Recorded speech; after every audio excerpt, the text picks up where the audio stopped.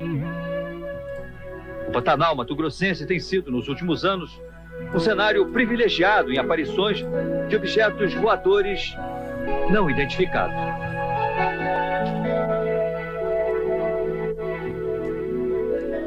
O jornalista e ufólogo Ademar Givaer há 10 anos que investiga esses fenômenos no Pantanal.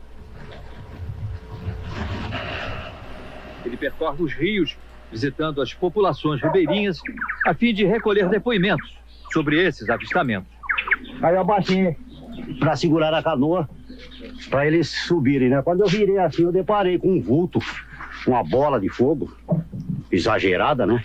E saiu nesse sentido aqui. Essas histórias são depois reproduzidas na revista dirigida por Givaer. Marcelo Machado, muito obrigado, Marcelo, pela contribuição. Deus te abençoe. Boa noite, Douglas. Acabei chegando atrasado hoje para assistir sua live. Vou acompanhar ela daqui para frente e depois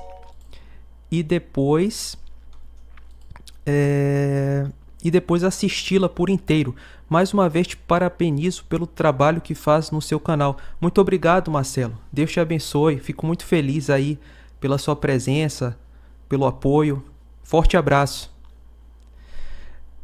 Tigresa VIP? Isso é Lanique, cara. Douglas, você já assistiu o filme Sinal, a Frequência do Medo? O filme é sobre aliens e no final o protagonista descobre que tinha sido abduzido e que estava vivendo num recipiente coberto por um domo. Acho que já ouvi falar desse filme, mas nunca assisti. Interessante. Vou colocar aqui na minha lista. Sinal, a Frequência do Medo. A Frequência do Medo. Então quer dizer que o cara descobriu que a Terra é plana, é isso? No final do filme? Curioso. Bom, foi isso. Vamos continuar. Recebe mensalmente dezenas de cartas e fotografias sobre objetos voadores não identificados. Você recebe material de todo o Brasil. Quais as fotos que você considera mais importantes e que você mantém guardadas no seu arquivo? Nós recebemos fotografias das mais diversas. Essa aqui, por exemplo, é uma fotografia muito interessante, feita em Recife, há alguns anos atrás, e mostra um Boeing 727 de uma companhia nacional decolando no Aeroporto Nacional de Recife, enquanto um objeto voador não identificado, em forma de disco, que ninguém viu, aparece a cerca de 60 metros da cabine. Danilo Leite conhece o projeto Blue Beam? O que sabe sobre isso? Esses OVNIs não podem fazer parte desse projeto? Eu acho que meio difícil o cara lá no meio da roça do Mato Grosso do Sul, a galera tá testando o projeto Blue Beam, né? Pode ser também, quem sabe, né? Agora, que existe tecnologia hoje de holografia ao ponto de você ver uma imagem e acreditar que aquilo é real, sim, isso já existe hoje, tá? Como essa galera faria isso numa escala global, não faço a menor ideia. Eu acho que, na verdade, vai ser uma farsa propagada pela mídia, pela televisão, e as pessoas vão acreditar. Vai acontecer mais ou menos o que aconteceu lá em Groves Mill, né?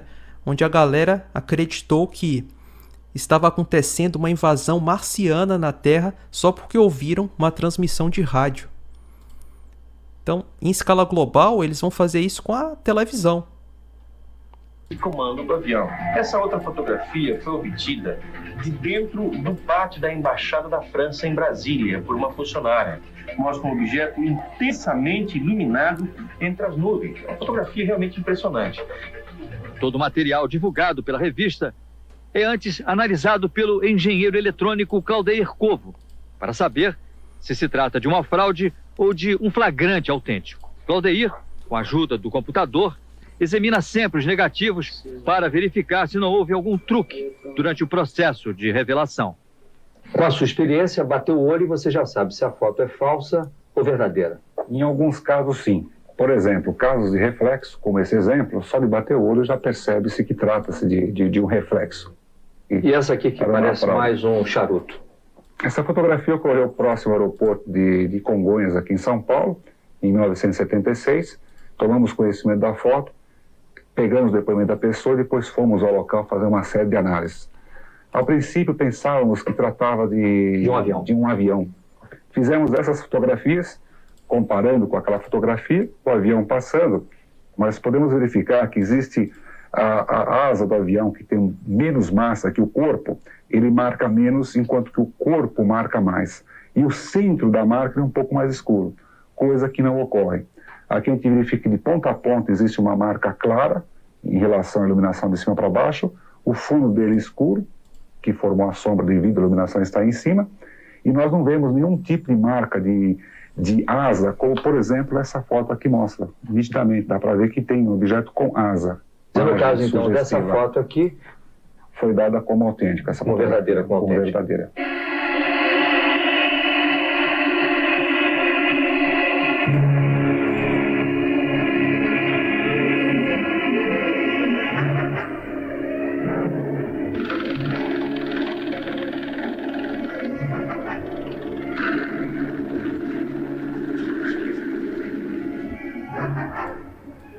Foi apenas um helicóptero, mas muita gente acredita que qualquer ponto de luz que aparece no céu sem uma razão aparente é um disco voador.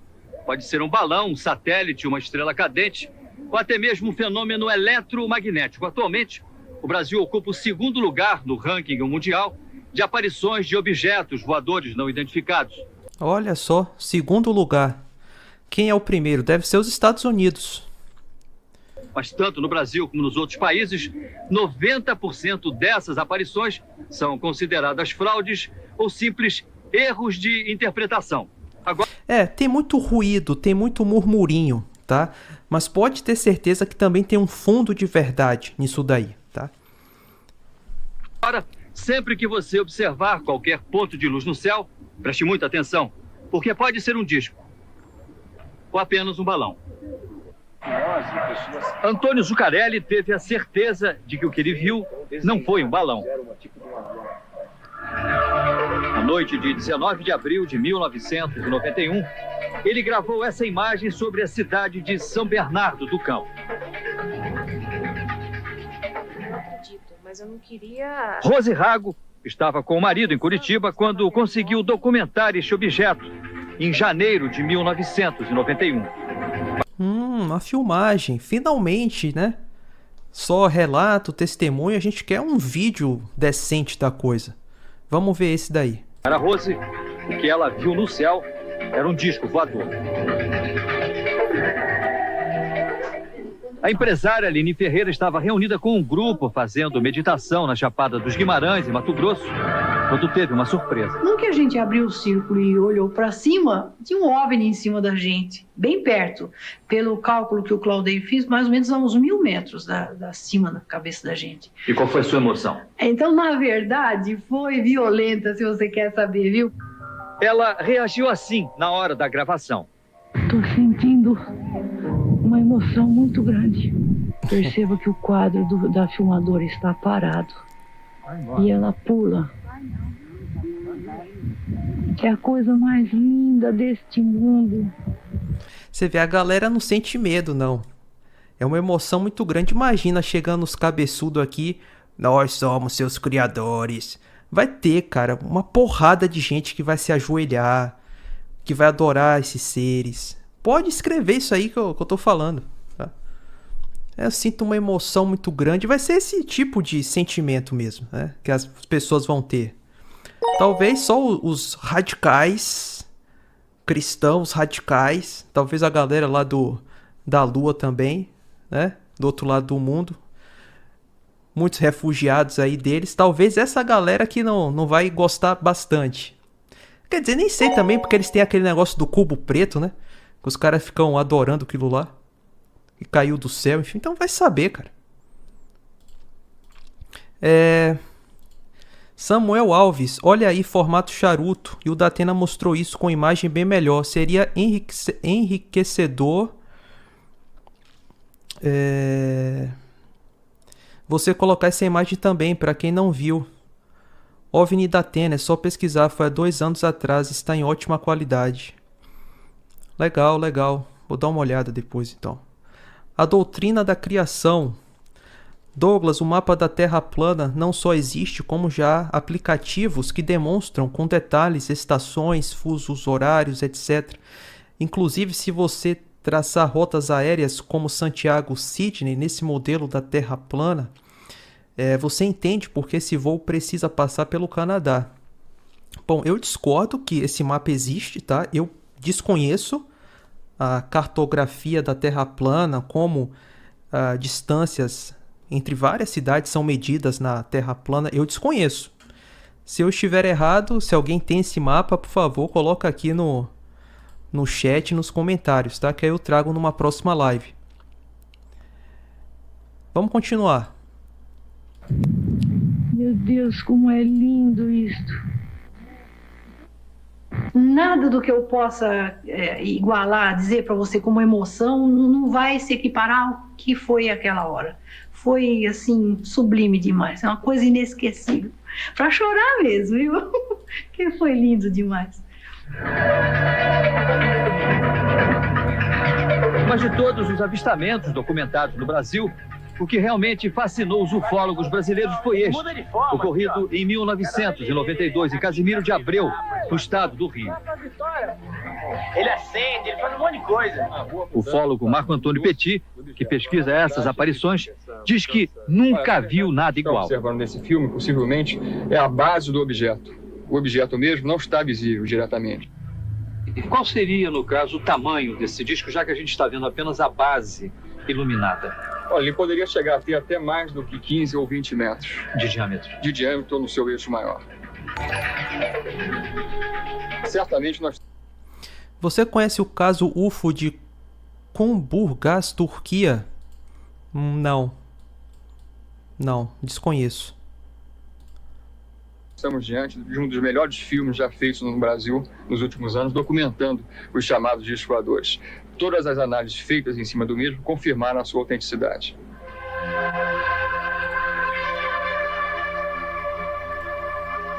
É um objeto meio esquisito isso daqui, né? Tem uma parte que é iluminada, outra parte que não é.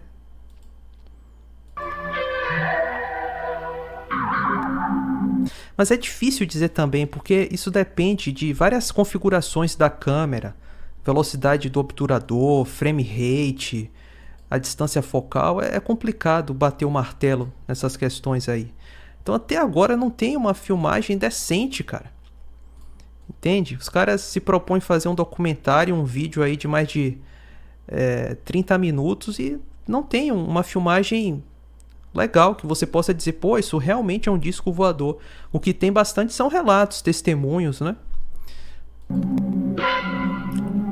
Para muita gente, cenas como estas não fazem parte apenas do mundo da ficção. Elas podem ser reais.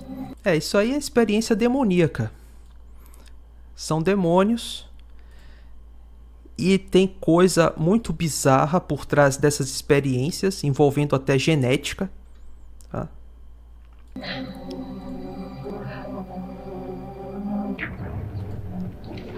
Foi no final da tarde, começo da noite do dia 5 de novembro de 1975.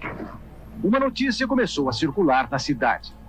Travis Walton, hoje beirando os 40, casado, 4 filhos, havia sumido na floresta onde estava trabalhando, cortando árvores.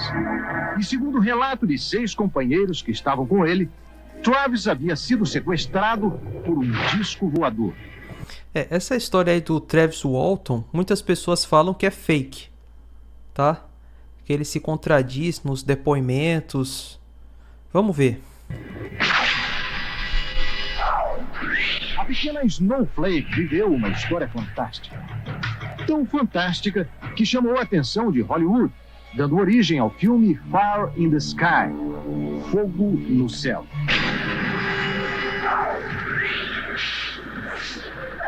O filme conta o sequestro de Travis Walton. É um filme de terror. Ou seja, a experiência não é boazinha, seres evoluídos que querem te ajudar. Não foi bem isso. Exatamente como ele me contou nesta entrevista. Nós estávamos em 7 na caminhonete cabine dupla voltando para casa. Estava começando a escurecer, todo mundo cansado. E vimos uma luz vindo entre as árvores. Sentimos uma coisa estranha nessa luz. Ninguém disse nada, ficou um silêncio. Todos olhando na mesma direção. Travis pensou que fosse fogo. Talvez um incêndio na floresta. Talvez um desastre de avião. Quando avançamos um pouco, disse ele, vimos a fonte da luz e aí começamos a ouvir um ruído. E pudemos ver o objeto. No filme, no papel de Travis, o ator D.B. Sweeney. Ele fica paralisado, maravilhado com o que vê. What is that? I don't know what that is. It's a UFO or it's a spaceship, something like that. Era um disco.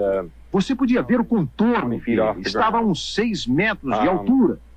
Irradiava muita luz. Uma luz dourada. Eu estava curioso em ver aquilo de perto. O pessoal gritava de dentro da caminhonete para eu sair dali. Eu queria chegar mais perto. Havia um barulho, uma vibração estranha. Não uma coisa que você ouve, mas uma coisa que a gente sente. What the hell is that? Back in the truck! A coisa começou a mexer assim. Fiquei assustado e pulei atrás de um tronco de árvore caído para me proteger. Foi aí que eu achei que devia mesmo dar fora. Quando me levantei, alguma coisa me bateu, me atingiu. Foi como um choque elétrico. Eu desmaiei. Os companheiros de Travis que ficaram na caminhonete dizem que foi uma descarga elétrica vinda da parte de baixo do disco. Mike Rogers, que estava na direção da caminhonete, fala que a descarga do raio foi tão forte que jogou o corpo de Travis para o ar, uns 2 metros de altura, e quando ele caiu no chão, parecia morto.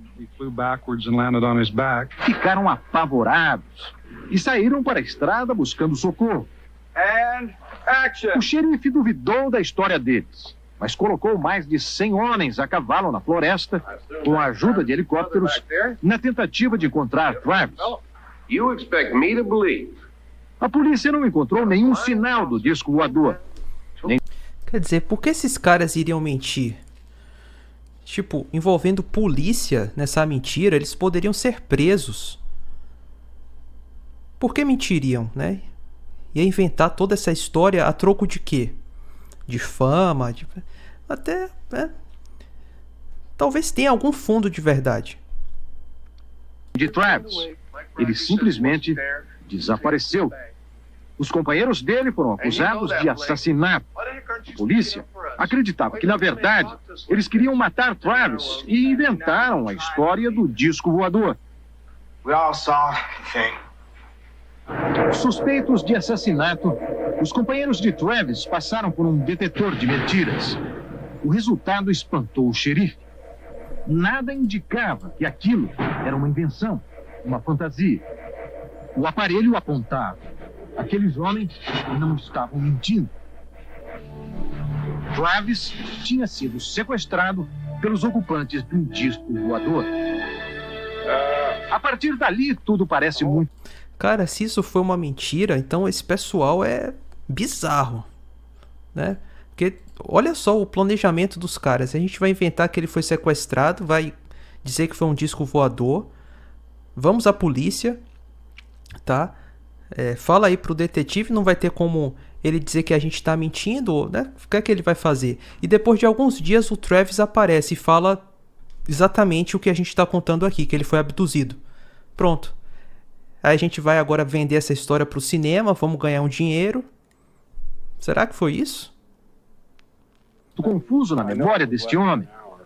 Ele conta que perdeu a consciência e só se lembra de ter voltado a si num lugar que parecia a sala de um hospital, em companhia de seres estranhos.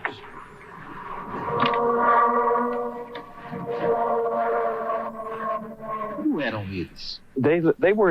Pareciam seres como nós, 2 braços, 2 pernas, olhos, nariz, mas não eram seres humanos. Tinham a cabeça grande, sem cabelos, boca pequena, nariz pequeno, mas olhos muito grandes. Era difícil olhar para os olhos, dava medo. Você chegou a conversar com eles, não? É a representação clássica do ET, né? Cabeçudo. Ele não falou a cor aí do ET, mas pelo filme parece que era marrom. Não falar. Só eu gritei, apavorado.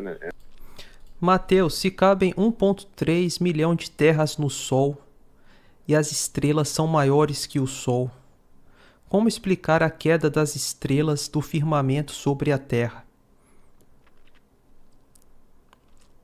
Bom, algumas pessoas não interpretam essa passagem de modo literal, né? Tem pessoas que dizem, pode ser algum tipo de meteoro ou algum fenômeno atmosférico, pode ser o plasma, né? Então, tem gente que interpreta essa passagem num sentido figurado. Esse comentário eu já li. Ver se tem mais algum. Leonardo Camargo. Parabéns pelo canal, Douglas. Dizem hoje que até a Lua tem 384 mil quilômetros de distância e que levariam 4 horas para chegar lá em velocidade de 96 mil quilômetros por hora. Como isso não pega fogo, faz vídeo sobre essas super velocidades que eles afirmam ser possível para a gente entender melhor. Eles vão falar que pelo espaço ser vácuo, né?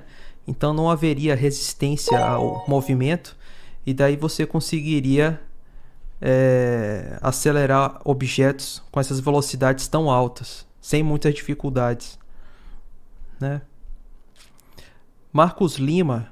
Douglas, o caso de Kumburgaz, distrito de Istambul, na Turquia, é muito impressionante, com filmagens nítidas dos objetos e dos seres. Tá, vou anotar aqui para dar uma pesquisada. Kumburgaz, né? Kumburgaz, eu desconheço. Kumburgaz. Pronto, vamos lá. Peguei um objeto de cima de uma mesa e tentei me defender. Eles vinham na minha direção. Aí eles viraram e saíram do lugar. Mas eles voltaram. E no filme, esta passagem aparece assim. Uma cena de violência que pode não ter se passado exatamente assim, segundo as lembranças de Travis. O fato é que ele perdeu os sentidos pela segunda vez. Quando Travis Walton recuperou a consciência, ele estava aqui, na beira dessa estrada, exatamente no lugar onde eu estou agora, a 80 quilômetros da cidade dele, Snowflake. Ele não tinha consciência, ele não sabia. Mas haviam se passado 5 dias desde aquele momento em que ele desapareceu na floresta. I was lying face down, my head was on my arm. Então, se é uma farsa, o cara teve que ficar escondido por 5 dias, né? Sem ninguém ver ele, a polícia procurando, os amigos dele mentindo para a polícia. Seria um plano... nossa, será que é uma farsa? Será? Não sei. Tem gente que acha que sim, que esse cara é um ator, que ele tá mentindo. Pode ser, tá? Pode ser. Eu estava caído de bruços, a cabeça apoiada no braço. Consegui levantar e vi uma luz brilhando, iluminando a estrada. Olhei para cima para ver de onde vinha a luz e vi novamente o disco. Estava em silêncio. Era diferente do que eu vi pela primeira vez.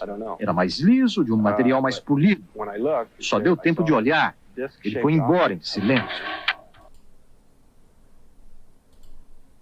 É isso. Acabou aqui com o Travis Walton. Eu sinceramente, eu penso que sim, pode ser uma farsa, esse testemunho dele, tá? Mas eu também não consigo dizer isso com 100% de certeza, porque ele coloca o alien como uma figura demoníaca praticamente, que estava invadindo o seu corpo. Não são seres bonzinhos.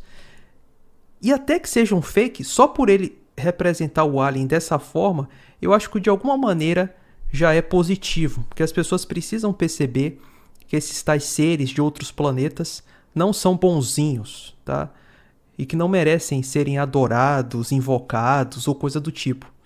Tem que receber esses caras que nem o seu Zé lá da roça, a bala, entendeu?